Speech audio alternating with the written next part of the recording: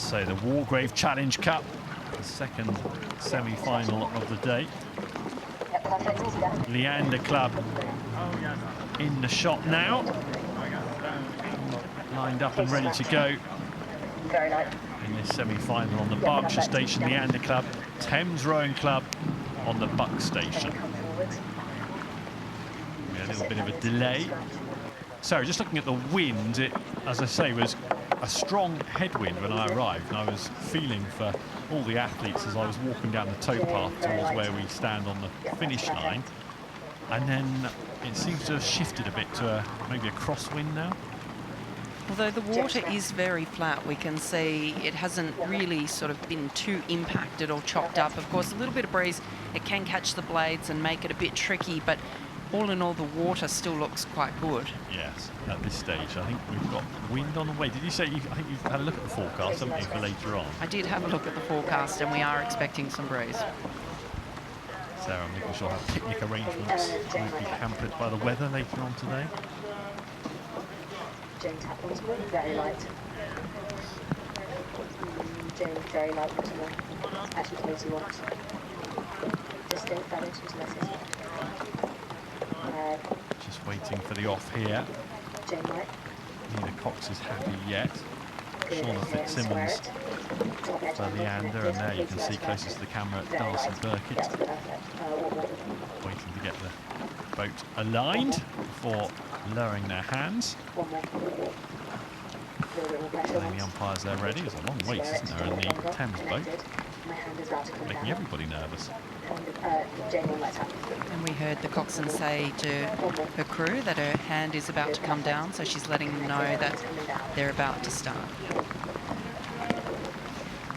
a very calm manner, the Cox, but will be aggression now and fight to the finish.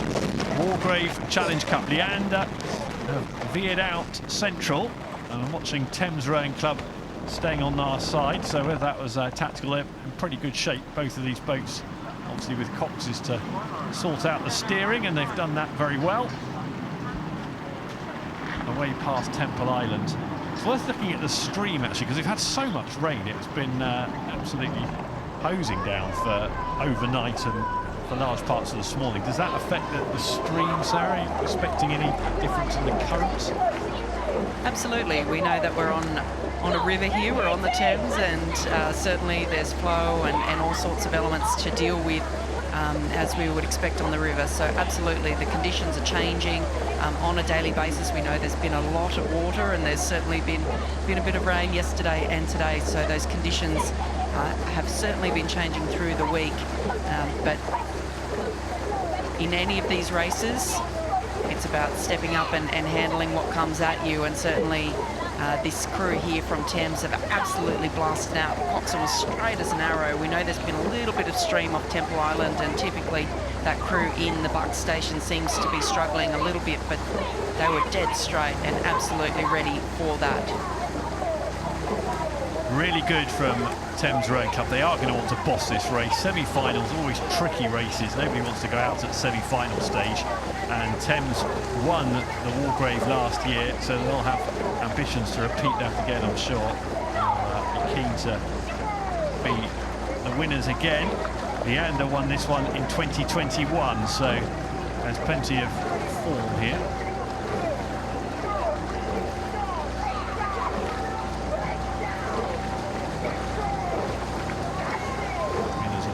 Thames B or London Rowing Club. That semi-final a bit later on. Well, it's brighter than yesterday, Sarah. I was on duty this time yesterday. You couldn't make out Temple Island and the building there.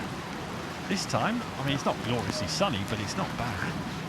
Yes, there wasn't great visibility yesterday morning. I was watching it on TV and it was misty. This is interesting. Dank. I don't know that I've seen Henley look like this before. Look at that, though.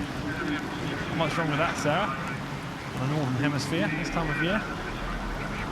I think it's about the same temperature as Australia in the middle of winter at the moment, so it's an interesting one. But here we can see these two very strong crews, Leander Club and Thames Rowing Club A, Thames currently with the upper hand. Does Leander have a response through this middle section of the course? In the stroke seat, Anna Terry, 5 previous Henley Royal Regattas, so huge experience driving that boat. She had placings in the Henley Royal Regatta, or semi-finals in 22 and 23, and Henley Women's wins in 2016 and 2018. So huge experience there driving her crew. Darcy Burkett in the coxswain's seat, 3 previous Henley Royal Regattas under her belt as well. So really good experience in this Thames crew that just have the upper hand over Leander Club. Yes, looking in the Leander boat, they and Thames actually have reached the final in the Wargrave every year since its inception back in 2021. So you've always had these two in the final, so it's a bit different to see them going head-to-head on a Saturday. But for Leander, this is a first in this regatta. They haven't competed as a full crew this season until now. You can see them on the right-hand side in the classic Leander. Look, they just need to inch their way back into this race, because at the moment they're going out and Thames will be back in a final to try and defend last year's win. But they've got a lot to do here, Leander. Thames Rowing Club, very aggressive first half of the race. It'll look around from Darcy Burkett in the Thames cox seat to see how big that lead is, and I think it'll be good news when she turns around and has a look at that. Yeah, that was another decisive move from Thames there. Look at the clear water they've opened up on Leander now. I mean, I knew that Thames were going to be strong, but this is quite an exceptional lead. Unusual to see a Leander boat in any of the events having this much to do as we move into the second half of the race. And Leander beat Sydney Rowing Club on Friday to progress through to this round. That was a strong crew from Sydney Rowing Club, so it gives you some kind of indication about the strength of not just the Leander boat, but of course the Thames crew currently leading this matchup. Isabel Hall's in the stroke seat there for Leander. Shauna Fitzsimmons in the cox seat. So it's definitely Thames Rowing Club's race to win here. Anna Terry, you can see with the sunglasses on, the white baseball hat in the stroke seat.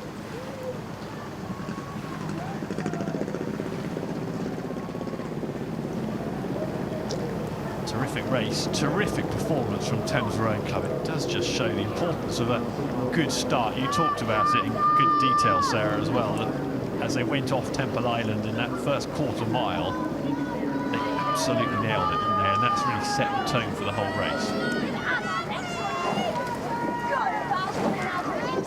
Yeah, there was from the very first stroke real intent and control from that Thames boat. Really impressive way to start the race, and they certainly intend to finish it the way they've started it. So the winners of this one up against either Thames B or London Rowing Club. So this is the Wargrave Challenge Cup. You don't necessarily want to see too many Thames A against Thames B type events, but it'll be an indicator of the strength in depth at that club. The fact they can get 2 boats, 2 8s into semi-finals is pretty awesome. So Leander still working, trying to capitalise on any potential late catastrophes in the Thames boat. None forthcoming so far. Anything can happen. They need to keep concentrating, Thames here in front of stewards. The handles be getting slippery with all the rain. That might be, you just never know what could cause a disaster in that Thames boat. I'm sure we'll see 1 or 2 mishaps today before the close of racing. Thames, a few more strokes in front of stewards to make sure they're into the final of the Wargrave Challenge Cup tomorrow. Good semi-final performance, started the race really strong and have held off anything Leander can offer back at them.